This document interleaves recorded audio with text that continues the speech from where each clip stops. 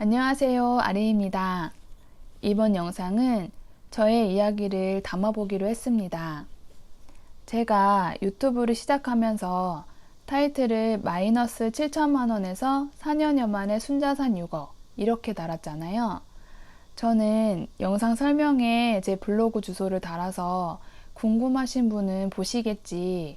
그래서 따로 영상을 올려야겠다는 생각을 못했었는데 한 달 전에 이런 댓글들이 달렸어요. 순자산 6억은 아파트 값이 올라서 된 건가요? 4년 만에 순자산 6억. 원래 돈을 많이 버는 집인가 보네요. 그래서 댓글로 설명을 드리긴 했는데 제가 제목만 그렇게 달아놓으면 많이들 모르시겠구나 하는 생각이 갑자기 들었어요. 그래서 가슴속 깊이 묻어두고 누구에게도 말하고 싶지 않았던 저의 이야기들을 다시 한번 해보려고 합니다. 저는 지금까지 그 누구에게도 저의 경제적인 면에 대해 자세히 말을 한 적이 없었어요. 가난이 죄는 아니지만 그렇다고 자랑할 만한 일도 아니니까요. 돈이 없어요. 이 말은 누구나 하는 말이지만 각자 기준이 다른 말이기도 하잖아요. 그래서 그런지 이 말을 대부분 흘려듣는 것 같았어요. 그런 상황이 오히려 저는 편하기도 했던 것 같아요. 여러분은 만약에 시간을 되돌릴 수 있다면 언제로 돌아가고 싶으세요?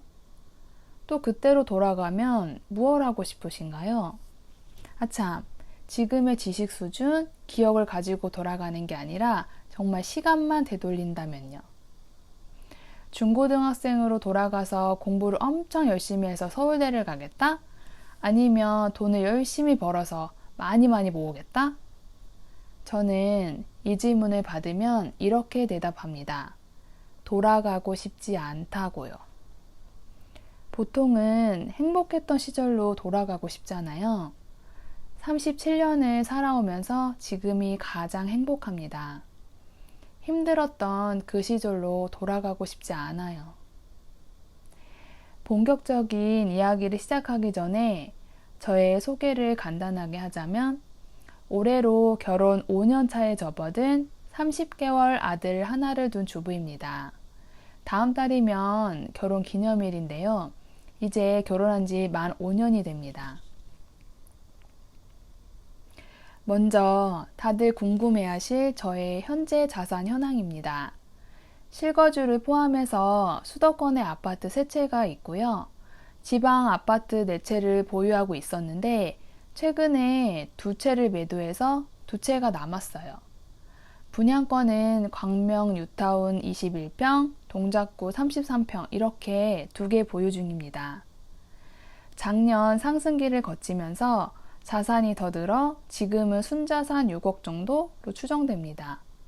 분양권의 경우에는 광명은 투기지역, 동작구는 투기과열지역으로 전매가 금지되어 있어서 정확한 시세는 아직 알 수가 없어요. 그래서 주변 아파트들의 시세를 참고했습니다.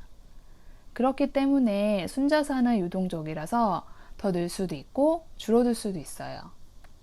그리고 기타 금융자산이라는 거는 매달 남편이 벌어오는 월급을 절약하고 아껴서 차곡차곡 모아두는 예적금들, 그리고 연금저축, 청약통장 이런 거고요. 제가 이렇게 순자산을 오픈한 거는 돈 벌었다고 자랑하기 위해서가 아닙니다. 사실 어디서부터 어디까지 오픈해야 할지 고민이 많았거든요. 저는 평소에 주변 사람이나 블로그에 이런 이야기를 일절하지 않았어요. 고민 끝에 저의 솔직한 이야기가 여러분에게 공감을 얻을 수 있겠다 싶어서 공개하기로 했습니다. 이제 저의 시작에 대한 이야기를 할 건데 아마 깜짝 놀라실 것 같습니다. 저는 2014년 9월에 결혼했습니다. 당시 32살이었고요. 결혼하기 전에 이야기를 잠깐 하자면 어릴 때부터 집안 형편이 좋지 않았다고 했잖아요. 저는 너무너무 성공하고 싶었어요. 가난해서 벗어나고 싶었거든요. 그래서 고등학교 때 부모님을 졸라서 중국 대학교로 유학을 보내달라고 했습니다. 그동안 뭐 하고 싶은 게 있어도 힘든 거 뻔히 아니까 말도 못하고 지냈는데 그때는 어린 마음에 중국 유학을 다녀오면 성공이 보장되어 있다고 생각했던 것 같아요. 그렇게 해서 무리해서 갔지만 막상 가보니 생각과 다른 현실에 1년 반 만에 돌아왔어요. 그리고 그해 바로 대입에 응시했고 다행히 합격했어요. 그리고 7학기를 학자금 대출로 다녔습니다. 뉴스에서 많이 들었던 사회초년생들이 사회로 나오면서 빚을 안고 나오는 딱 그런 모습이죠. 중국어를 할 수 있어서였는지 다행히도 졸업과 동시에 취업을 했습니다. 그런데 회사를 다니면서 결혼한 여성이 직장에서 겪어야 할 현실을 선배들을 통해 미리 보게 되었죠. 그래서 결혼 후에 임신과 출산, 육아를 하면서도 지속적으로 다닐 수 있는 곳으로 이직을 해야겠다고 결심을 합니다. 그런 게 뭐가 있을까요? 그때 제가 생각했던 건 바로 공무원이었어요. 그런데 공무원 시험 준비를 하려면 또 돈이 필요하잖아요. 당연히 집에서는 지원을 받을 수 없는 상황이고. 그래서 필요한 비용을 미리 계산해 보니까 한 1,000만 원 정도가 들겠다는 결론이 나오더라고요. 물론 고시촌 이런 데서 방을 얻는 건 생각도 안 했어요. 그러면 비용이 너무 커지니까. 그리고 그 돈을 모은 시점에 사표를 냅니다. 퇴사 후에 그 돈으로 공부 시작했는데 그 시절 어머니 건강이 안 좋아지셔가지고 몇 차례 입원과 수술로 병원비가 많이 들고 제가 병간호를 해야 하는 상황이 이어졌어요. 그렇게 힘든 시절에 남편을 만났습니다. 결혼하던 당시 제 앞으로 학자금 대출 1,000만 원이 남아있는 상태였고 양가 부모님 도움을 받을 수 있는 상황이 아니어서 남편이 신용대출 6천만 원을 받아서 그걸 보증금으로 넣었어요. 그것도 전세 7천만 원짜리 원룸이었는데 1,000만 원이 부족해서 부동산 중개인이 집주인을 설득해서 월세 5만 원씩 내는 반전세로 시작했습니다. 마이너스 7천만 원이 어떤 건지 궁금하셨죠? 이게 바로 마이너스 7천만 원의 실체입니다. 보통은 1억짜리 전세 구하면서 전세자금 대출 7천만 원 받고 3천만 원 정도는 모아둔 돈이 있었겠지. 이런 식으로 생각하셨을 수도 있을 것 같아요. 정말 모아둔 돈 하나 없이 대출만 7천만 원으로 시작했습니다. 그나마 다행인 건 남편은 장학금을 받고 학교를 다녀가지고 학자금 대출이 없었고 직장이 있어서 신용대출이 그 정도 나와서 원룸이라도 얻을 수 있었다는 겁니다. 그래서 남편이 돈을 많이 벌었나 보다 하는 생각이 드시나요? 2015년 2월 가계부 기록을 보니까 남편 급여가 평달에 235만 원 정도였고 명절 상여랑 성과 상여가 조금 나와서 이걸 12개월로 평균을 내서 더하면 250만 원 정도가 되더라고요. 그럼 왜 남편은 모아둔 돈이 없었는지 궁금해 하실 수도 있을 것 같아요.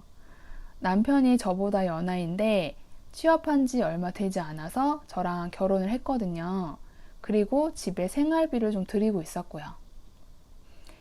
신혼집이었던 반전세 원룸에 전기요금, 가스요금, 난방비 따로 다 내면서 관리비 5만 원이 별도로 있었어요. 지금도 기억하는데 결혼한 그 해에 11월 중순부터 추워져서 난방을 조금씩 하기 시작했더니 그 보름치 난방비가 무려 12만 원이나 나와서 정말 깜짝 놀랐습니다.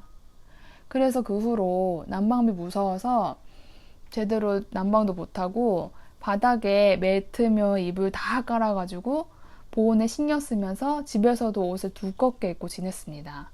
우풍도 심했던 사이드 집이어가지고 그해 겨울은 정말 엄청 추웠던 기억이 납니다. 지금 생각하면 왜 그런 집에서 살았는지 모르겠지만 사회초년생이나 신혼부부가 호갱되기 정말 십상인 것 같아요. 그렇게 옷 두껍게 입고서 남편이 출근하고 나면 저는 공부를 했어요. 얼른 취업해서 돈을 벌어야 원룸에서 벗어날 수 있을 테니까요. 아이는 이사를 나간 후에 갖기로 했습니다. 언제가 될지 모르겠지만 그 원룸에서는 도저히 아이를 낳아서 키울 수 없었고요. 지금도 그렇지만 남편이 야근이 잦아서 하루 종일 원룸에 혼자 있었어요. 그렇게 시간이 흐를수록 갇혀있는 기분이 들더라고요. 원룸에서 너무 벗어나고 싶어서 더 악착같이 돈을 모으기 시작했습니다. 어릴 때부터 가난했던 저는 사실 아끼고 돈 안 쓰는데 이미 익숙해져 있었어요.